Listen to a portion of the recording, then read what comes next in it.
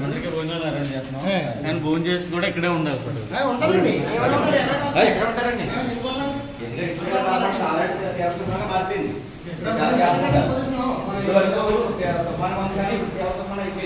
మన కాకినాడకి 310 కిలోమీటర్ దగ్గర ఉండదు.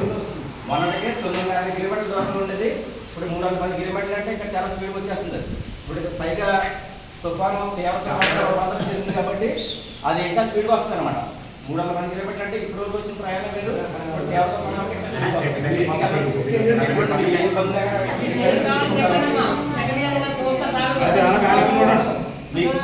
టిఫిన్ భోజనమే కాదు, ఇంకా ఏదన్నా కూడా ఏదైనా అవసరం ఉన్నా ట్యాబ్లెట్ అయినా మీకు ఏ అవసరం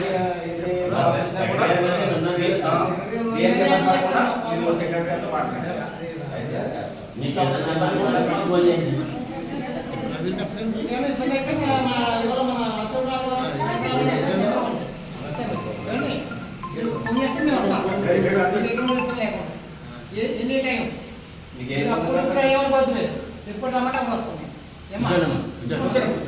సూర్యబాబు గారు మేము అందరం వస్తాం.